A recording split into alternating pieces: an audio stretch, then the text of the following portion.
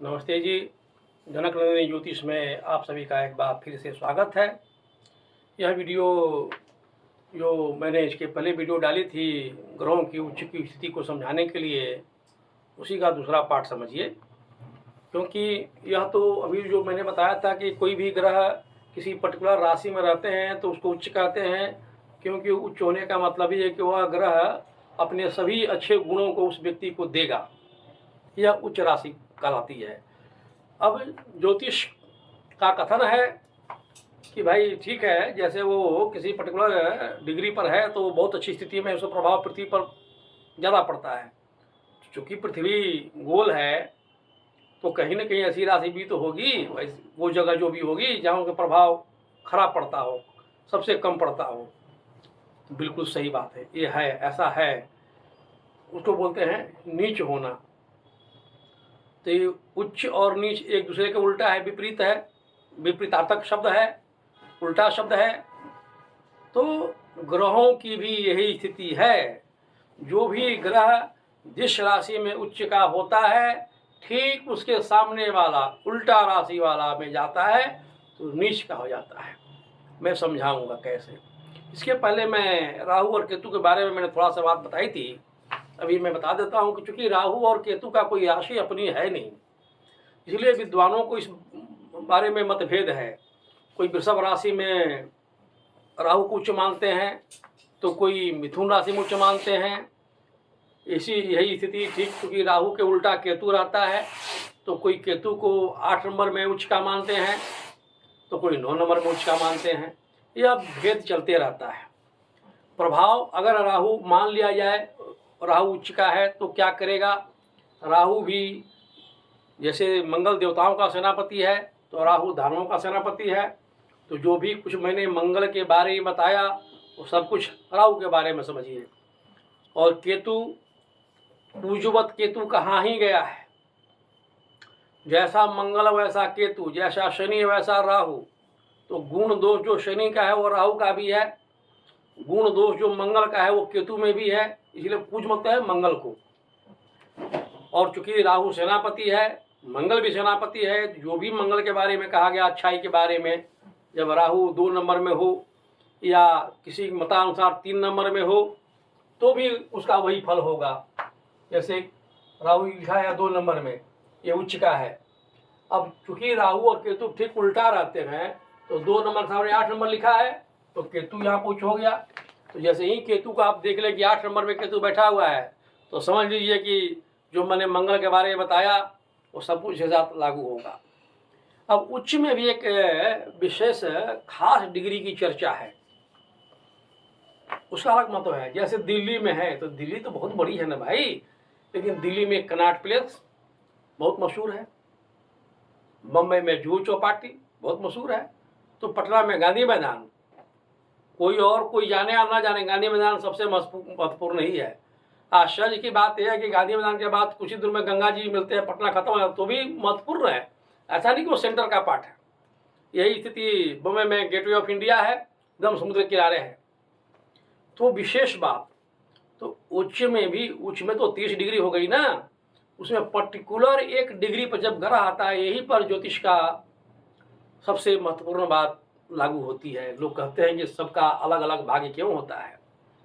तो भाई 30 डिग्री में सूर्य तो 1 महीना रहता है, शनि महाराज 2.5 साल तक बैठे रहते हैं,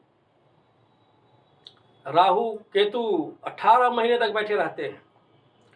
तो सबका एक ही प्रकार नहीं, डिग्री का आधार बदल जाता है।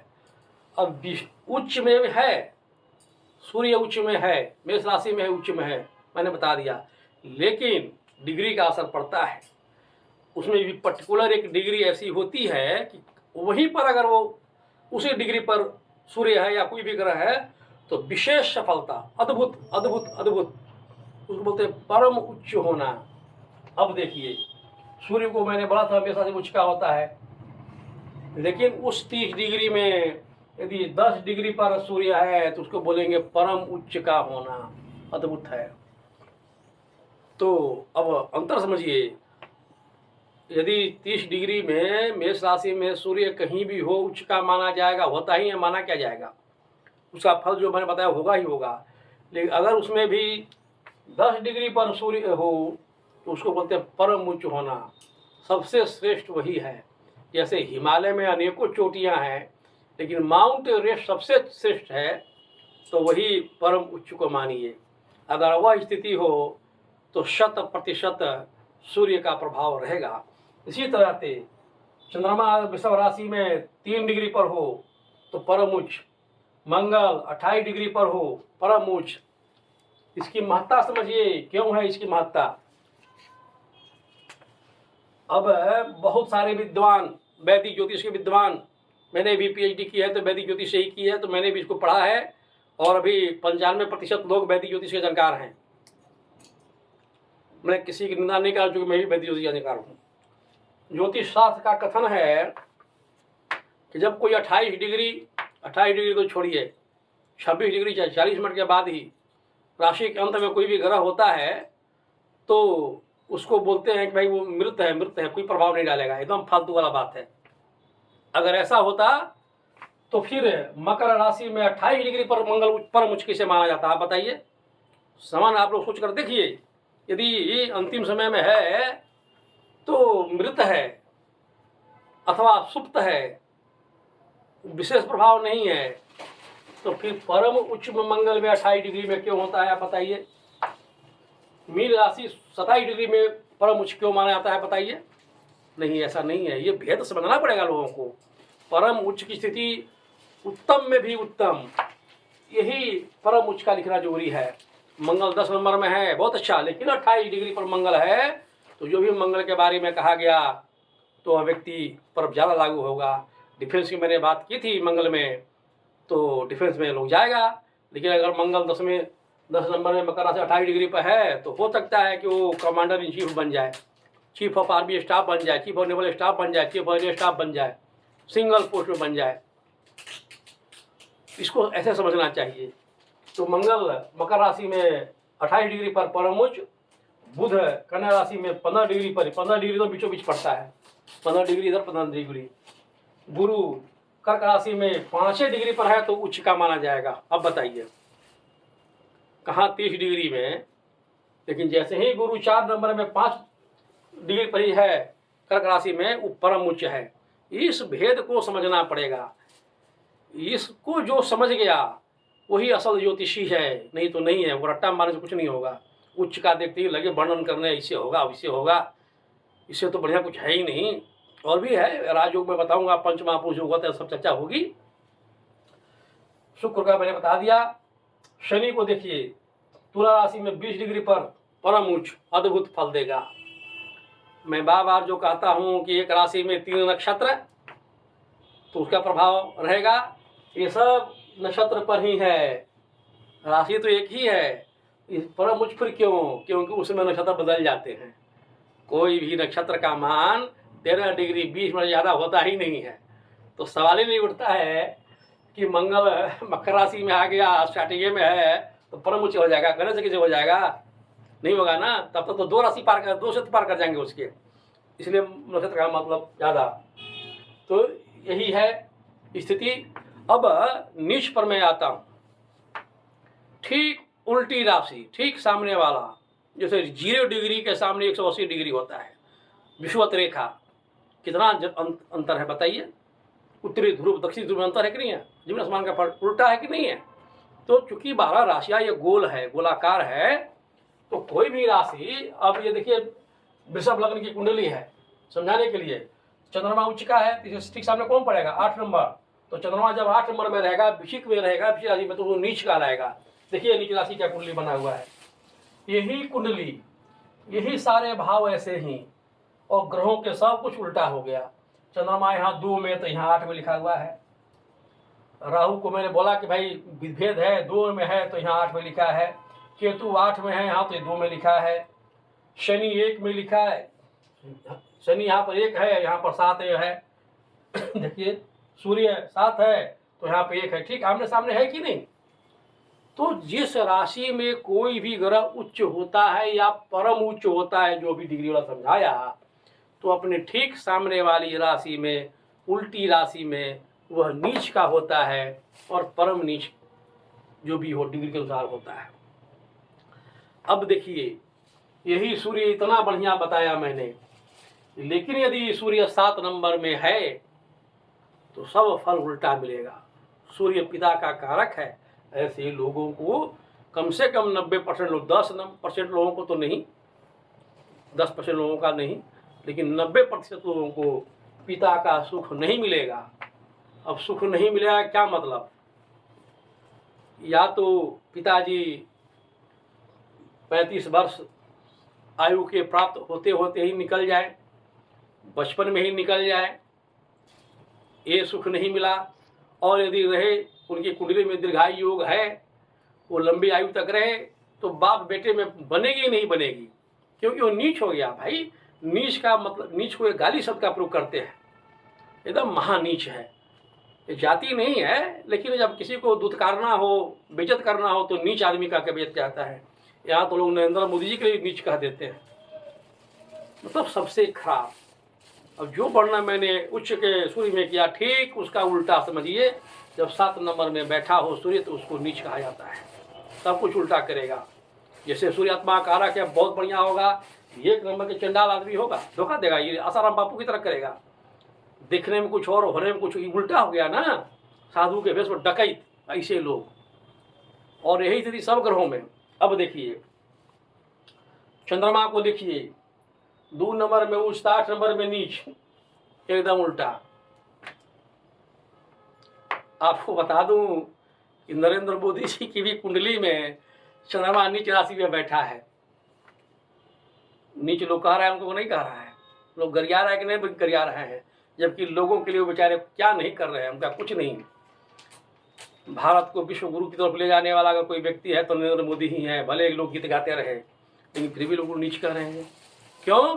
उनके भाग्य ने लिख रखा है, चंद्रमा नीच राशि में है, चंद्रमा मन का कारक है, इसलिए उनको इस तरह की मानसिक उनको पीड़ा नहीं होती होगी कि मैं बताइए क्या कर रहा हूँ, दिन रात समझ रहा हूँ, और उसके बावजूद भी हमको लोग इस तरह के काम करते हैं।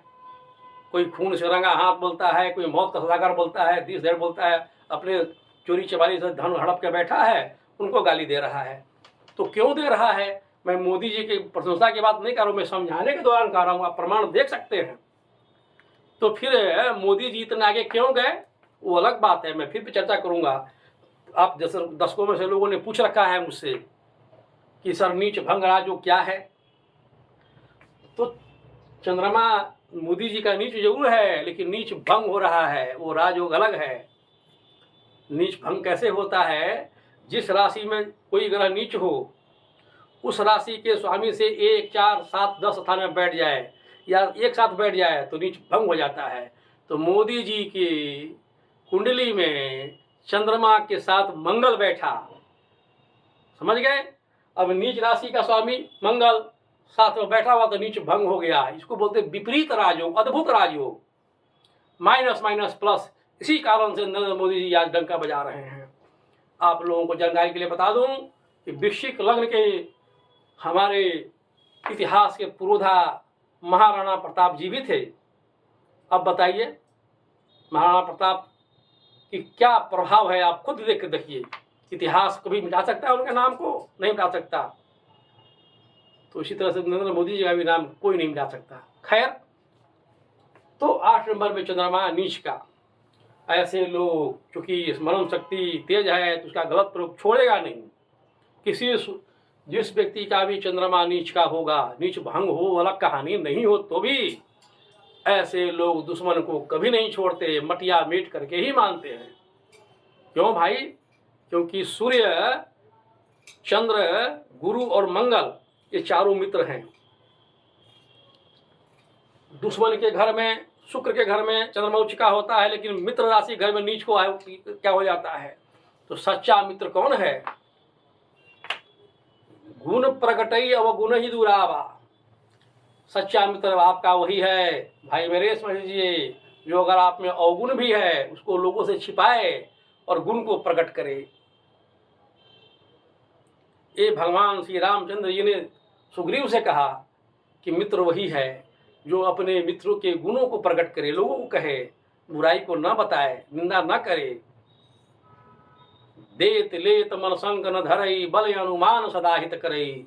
ऋण देने के भी मित्र को नहीं देखना चाहिए कि इसको मैं दे दूंगा तो हमको ही देगा कि नहीं देगा, ये तो गरीब है ही नहीं, गलत बात है। तो फिर मित्रता किस बात की? मित्रता बड़ा अनमोल रतन, कभी से तोल सकता है धन, रामधारी दिनकर जी ने कहा है। तो इसीलिए चंद्रमा भले नीच का हो जाए, लेकिन चूंकि वह अपने मित्र की राशि में है, तो ऐसे लोगों के मित्र इनकी सदैव सहायता करते रहते हैं, विकट से विकट परिस्थिति में भी उबार लेते हैं। और चूंकि मंगल आपको मालूम है कि मंगल से पापी और हरामी ग्रह कोई नहीं है, इसीलिए ऐसे लोग किसी को छोड़ते नहीं हैं। अगर गेहूं को मार दीजिएगा तो छोड़ेगा नहीं। खैर, अब आगे बढ़ते हैं। मंगल को देखिए 10 नंबर में लिखा है उच्च का, तो 10 नंबर के सामने ठीक देखेंगे तो 4 नंबर नीच राशि। जैसे 8 नंबर राशि का स्वामी मंगल जिसमें चंद्रमा नीच का होता है, वैसे ही 4 नंबर का स्वामी चंद्रमा उसमें मंगल नीच का होता है। देखिए ज्योतिष कैसे काम करता है। अब बताइए, मंगल भी अपने दुश्मन के घर बूच हो जाता है, चंद्रमा भी अपने दुश्मन के घर बूच हो जाता है, लेकिन नीच अपने ही मित्र के घर में हो जाता है। मतलब ऐसे लोग मित्र का आदर करते हैं, उसकी निंदा नहीं करते। इसीलिए जैसे ही मंगल 4 नंबर में जाएगा, नीच तो कहाएगा, लेकिन चूंकि वह मित्र की राशि है तो सब गुण रहते भर में भी वो उसको प्रकट नहीं करेगा। अब यहाँ पर एक ज्योतिष का रहस्य समझिए। मंगल छोटा भाई का कारक है, नीच हो गया 4 नंबर में। जैसे सूर्य के बारे में बताया था कि सूर्य जो पिता को सुख नहीं मिलता, तो 4 नंबर नीच का हो गया। अब मंगल क्या है? छोटा भाई का कारक है। तो ऐसे लोगों को छोटा भाई नहीं होता, नहीं होगा। और अगर हुआ 10% में 90% तो होगा ही नहीं, उत्पन्न नहीं होने देगा, गर्भ में नष्ट हो जाएगा या तो होगा ही नहीं। और अगर होगा तो दोनों में 36 आंकड़ा रहेगा। जिस किसी के भी कुंडली में मंगल 4 नंबर में है अर्थात नीच है, वह व्यक्ति इस बात को जांच पड़ताल करके देख ले, 90% लोगों को ऐसा छोटे भाई का सुख नहीं होगा, और अगर हो जन्म ही नहीं होगा। और अगर छोटा भाई है तो दोनों में 36 आंकड़ा होते रहेगा। जैसे 18 साल पार करेगा विभ्रंत हो जाएगी। मंगल छोटा साला, ऐसे लोगों को छोटा साला भी नहीं होगा। 10% लोगों को हुआ तो चूंकि मंगल नीच का है, तो ऐसे लोगों को अपने छोटे भाई अथवा छोटे साले के साथ व्यवसाय आदि नहीं करना चाहिए। अब आइए बुध पर। बुध 6 नंबर, बुध का अपना घर है 6 नंबर, कन्या राशि उच्च का होता है, बड़ा बलवान। लोग कहता है ना कि अपने घर में तो सब कोई बलवान होता है, बुधे होता है बनिया बनिया। बनिया को कभी लड़ते बढ़ते सुने हैं? नहीं। लेकिन चले जाइए उसके मार्केट में, ऐसा वर्णन करेगा, ये सामान ये तो एकदम आप ही के लिए ही है, क्या वाह, एकदम नया आया है, क्या सूट कर रहा है, देखिए बनियागिरी है। तो ना हाउ दिखाइए, ये वाला ठीक न लग रहा है, ये तो 1 नंबर है, अभी किया है, अभी जस्ट आप ही के लिए खोल ही रहे हैं। यही है, बुद्धि घुमा रहा है, सामने वालों को लपेट रहा है, क्योंकि अपना घर है, उच्च है। आप ग्रोसरी में चले जाइए, चावल में कितनों चावल है, 20 प्रकार का चावल रखे हुए है, वो सबको श्रेष्ठ बताएगा। जैसा जब जैसा तब तैसा करने लगता है। लेकिन यही जब 12 नंबर में उल्टा हो जाए, 12 नंबर में बुध, तो नीच हो गया, सारा गुण खत्म हो गया। बुरा मत मानना भाई, जिसकी कुंडली में 12 नंबर में नीच हो बुध, और यदि नीच भंग नहीं हो रहा हो तो वह व्यक्ति सही नहीं है। 90% वो अपना दाव जरूर देखेगा। तो जब कभी भी किसी से एग्रीमेंट करना हो, पार्टनरशिप करना हो, मित्रता करनी हो, कोई भी चीज़ या अपने जीवन की सबसे महत्वपूर्ण बात कहनी हो, तो जिस व्यक्ति की कुंडली में बुध नीच का हो, यानी 12 नंबर में बैठा हो, कहीं भी बैठा हो, कहीं 12 नंबर बैठा हो, तो उससे बचिए, धोखा निश्चित है। वो अच्छा माल कह के खराब माल बेच देगा। अब जाइए झगड़ा करते रहिए, ये हो ही नहीं सकता कि वो सच्चा 10% अच्छा होगा, 90% तो बिल्कुल नहीं होगा। ज्योतिष में इसका भी कथन है, धोखेबाज ग्रहों में तो बुध का नाम आता है। बुध सदैव अपना हित देखता है, अपना लाभ देखता है, इसलिए दल बदलू है। मित्र राशि में जब ग्रहों को बांटते हैं तो सूर्य, चंद्र, मंगल और गुरु एक तरफ, राहु, शनि, केतु, शुक्र एक तरफ, और बुध को कहीं नहीं। जिधर देखता है कि दल मजबूत होते घुस जाता है।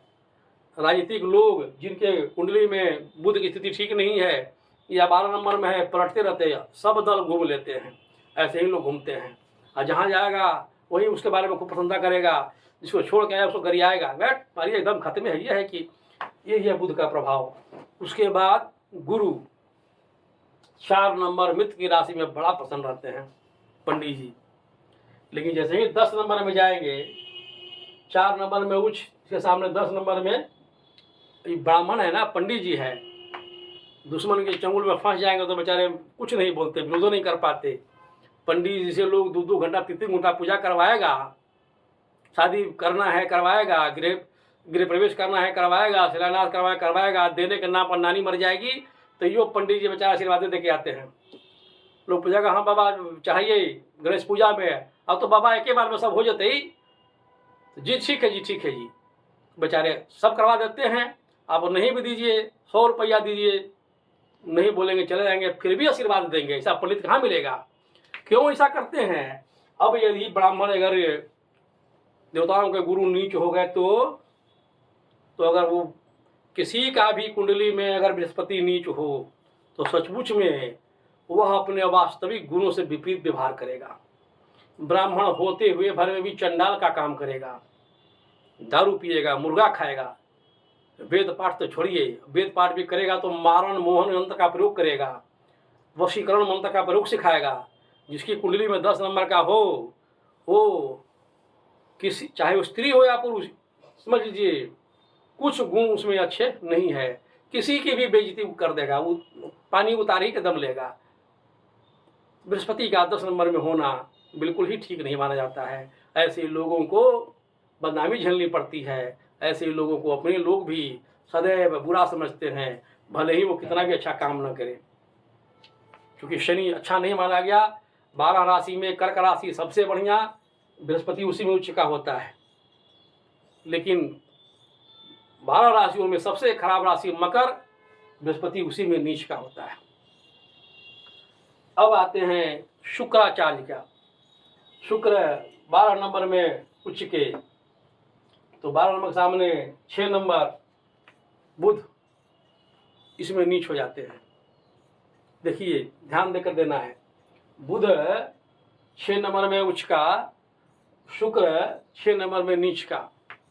ये सबसे अगर खराब स्थिति है, जैसे मैंने कहा था, याद होगा आप लोगों को कि यदि शुक्र 12 नंबर में मीन राशि में हो तो अद्भुत सुख, दुनिया में ऐसा कोई सुख नहीं जो उसको प्राप्त ना हो सके। जितना भी सांसारिक सुख है शुक्र के अधीन है, जैसे ही उच्च होगा वो मिलेगा। लेकिन यदि 6 नंबर में शुक्र बैठ जाए तो सब उल्टा पुल्टा। अगर जमींदार घर के सब बेच के खा जाएगा, दारू में उड़ा देगा, 2 नंबर के काम करेगा, ऐश मौज में उड़ा देगा, एक से अधिक लोगों से संबंध बनाएगा, एकदम खतिये है, खतवे है, ये है, सब खा पी के बैठ जाएगा। दुराचारी ऐसे लोग होते हैं। इसमें एक रहस्य और बताता हूँ। काल पुरुष की कुंडली में 6ठा भाव, काल पुरुष की कुंडली हमेशा बदलती नहीं, एक ही रहती है। अब 12 नंबर में हो या 1 नंबर में हो या 5 नंबर में, यदि शुक्र 6ठे नंबर में बैठा हुआ है तो ऐसे लोगों को किसी महिला के कारण भारी बदनामी झेलनी पड़ती है। सरेआम न्यूज में ऊँची आ जाएगा, वो बदनामी झेलनी पड़ेगी। काहे है भाई? शुक्र स्त्री है, स्त्री ग्रहों में गणना करते हैं शुक्र को, वो नीच हो गया। 6ठा भाव रोग ऋण शत्रु, अपने लोग दुश्मन बन जाएंगे, बदनामी होगी। तो शुक्र का 6ठा भाव 6 नंबर में होना नीच। अब आया शनि महाराज, 7 नंबर में उच्च होते हैं, उसके सामने 1 नंबर में नीच होते हैं। अब यहाँ पर थोड़ा आप लोग गौर कीजिए, शनि को सूर्य का पुत्र माना गया है। सूर्य 1 नंबर में उच्च होता है और शनि 1 नंबर में नीच हो जाता है। देखिए इतना विरोध है दोनों में, ठीक उल्टा। अब जब सूर्य 7 नंबर में नीच होते हैं तो शनि उसी में उच्च हो जाता है। यही है ज्योतिष। सूर्य और शनि में बिल्कुल नहीं पड़ती, बाप बेटे होते भर में भी नहीं पड़ती। जिस व्यक्ति के कुंडली में शनि 1 नंबर में हो, शनि जज है, कानून से संबंध है, ऐसे लोगों को कानूनी संकट का सामना करना ही पड़ता है। मुकदमा होता है, जेल जाने की नौबत आती है, लंबे समय तक जेल भले ही किसी भी तरह से बचते रहे लेकिन ये छोड़ेगा नहीं। नीच का शनि फंसा देता है। कैसे? ज़मीन का मामला, मकान का मामला, लेन देन का मामला, कंपनी का मामला, उद्योग का मामला। अगर आप काम करे हुए हैं, जुड़े हुए हैं, पार्टनर हैं, तो समझिए कि आपका फंसना तय है। तो जिन लोगों को भी शनि एक नंबर में बैठा हो उसको पार्टनरशिप से बचना चाहिए, नहीं तो जेल जाने की नौबत आ जाती है। बिना मतलब के भी फंसा दिया करेगा, यही स्थिति है। अब जितने डिग्री पर जो ग्रह उच्च का होता है उतने ही डिग्री पर उस राशि में नीच राशि में आएगा तो परम नीच माना जाएगा। और खत में है ये है, जैसे सूर्य मेष राशि में 10 डिग्री पर परम उच्च, तो तुला राशि में 10 डिग्री पर आएगा ना तो परम नीच। आप वर्णन नहीं कर सकते। अब इतनी सूक्ष्मता से विचार कैसे किया जाता है। बड़े बड़े विद्वान हैं, मैं ही एक नहीं जानता हूँ। पहले सुनते होंगे आप लोग कि राज पुरोहित होते थे, जो राज ज्योतिषी होते थे, उन लोगों का यही काम था। अब तो यहाँ फ्री में काम चलाना चाहते हैं। पहले तो ज्योतिषी जी को अलग मिलता था, वो सब रखते हैं। कैसे ये सब कब काम करता है? जब किसी के साथ मिल के आपको काम करना और जीवन की बारी हो, सब कुछ लगा देने की बारी हो, तो देखते हैं कि ऐसा तो नहीं पे कि कुंडली में कोई नीच ग्रह बैठा हो और ऐसा नहीं कि परम में नीच बैठा हो। तो नीच जानना तो आसान है कि परम नीच के जानने के लिए सब याद रखना पड़ेगा कि कितने डिग्री पर नीच होता है। अब अगर सूर्य किसी का परम नीच हो और वो व्यक्ति आ गया लेकर के, देखिए सर हमारे पास जुलते रहते हैं लेकिन सब बताता नहीं उन लोगों को, इतना ही बताता हूँ कि भाई मत करो मत करो मत करो। कतनों पूछे कहे सर चुप रहिए ना, कहे सर क्या बता देंगे। तो इसका महत्व यही है, जो जिस डिग्री में होगा उच्च का, नीच राशि में जब जाएगा उतनी डिग्री पाएगा तो परम नीच कहलाएगा। अगर किसी की कुंडली में परम नीच का है और आपको उसी के साथ पार्टनरशिप करना हो, एकदम मत कीजिए। चाहे कोई भी ग्रह हो, सबका अलग अलग कारकत्व है, चौपट हो जाइएगा। कभी कभी होता है कि दो व्यक्ति पार्टनरशिप करता है, एक स्थिति खराब हो जाती है, तो अगर उसका दूसरा पार्टनर चाहे पैसा है तो उसको उबार लेगा, वो नहीं साला आपको उबारेगा। वो क्या करेगा कि तो एक काम कीजिए, जो आपका पैसा है ना वो ले लीजिए, आप जाइए कुछ लोग दे देते हैं हमको, बाकी जो अपना शेयर हमको दे दीजिए, यही करेगा। गाँव में भी ऐसे लोग मिलते हैं जो इंतजार करेंगे फलाना का आदमी का तकलीफ आ गए तो साले वो खेत बेचे तो हम ही खरीद लें, रेहन लिखवा लें। काहे जान रहा है इससे जुटेगा नहीं तो बाद में हम ही को दे करके जाएगा। ये है जब किसी की कुंडली में कोई भी ग्रह नीच का होता है तो ऐसी चीज़ वो इंतजार करते हैं, और परम नीच का हो जाए तब तो पूछिए ही मत। तो यही है इस कुंडली में या किसी भी कुंडली में ऐसा देखिए तो इसके अनुसार चलिए। इस वीडियो में इतना ही, आगे मैं अलग अलग विषयों पर डालता रहूँगा। नीच भंग मैंने बता ही दिया। तो यदि आप लोगों को मेरा यह वीडियो अच्छा लगे तो उसको लाइक कीजिए, शेयर कीजिए और सब्सक्राइब कीजिए। धन्यवाद।